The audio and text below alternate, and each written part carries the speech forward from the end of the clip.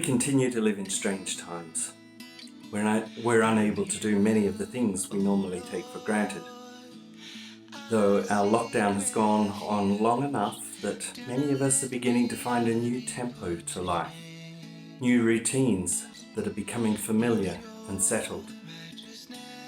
Human beings are definitely adaptable, finding it within us to make the best of much of what is thrown our way.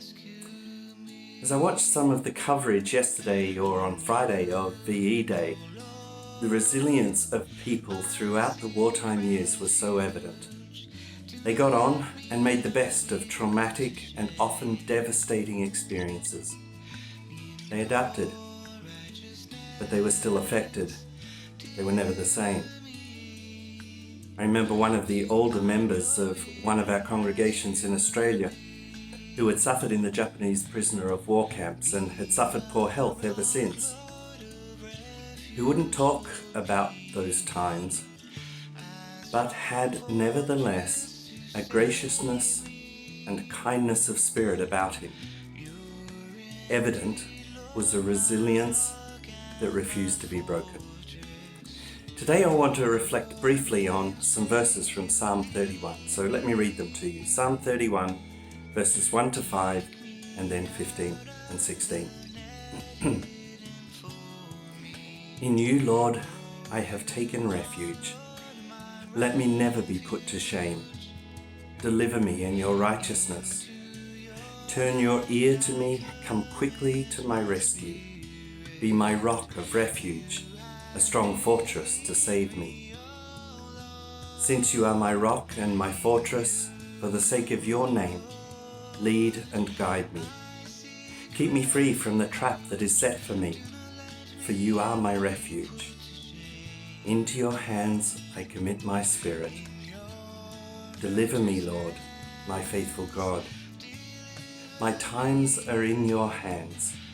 Deliver me from the hands of my enemies, from those who pursue me. Let your face shine on your servant. Save me in your unfailing love. This is the word of the Lord. Thanks be to God. These past weeks, we have all either come across or been directed to many words of hope and comfort. This psalm continues that theme. In you, Lord, I take refuge. Let me never be put to shame. Deliver me in your righteousness.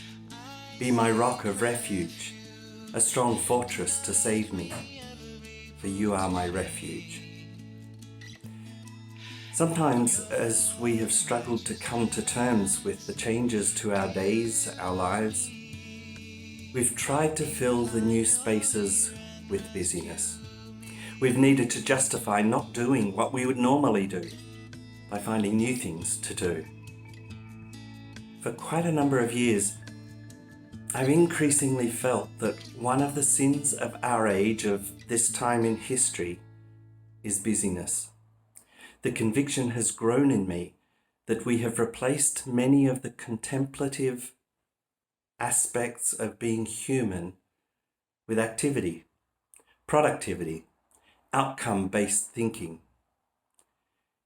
And I suspect that the so-called Protestant work ethic has some responsibility for this thinking and the practices that have followed the thinking.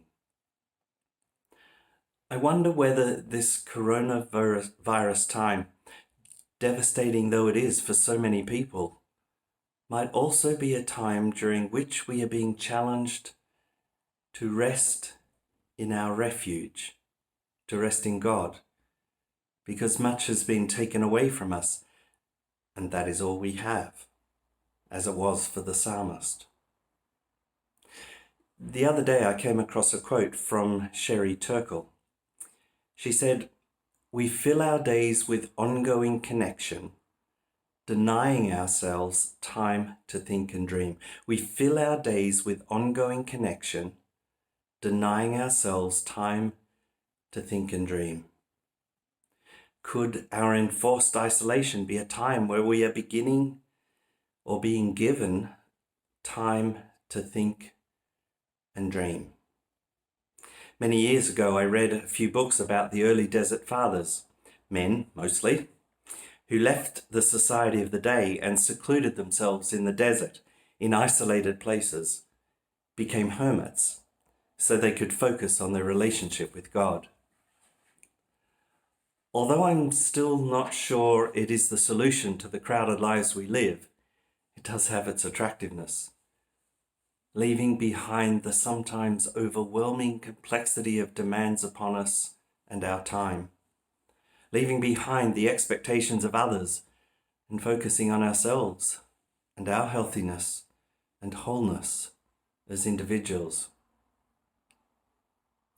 As you use this time, enforced time of change, to find refuge in God, maybe you can leave behind the pressure, the expectations to perform, to deliver more, and allow yourselves the time for thinking and dreaming, for reflecting on meaningful use of your lives, your time.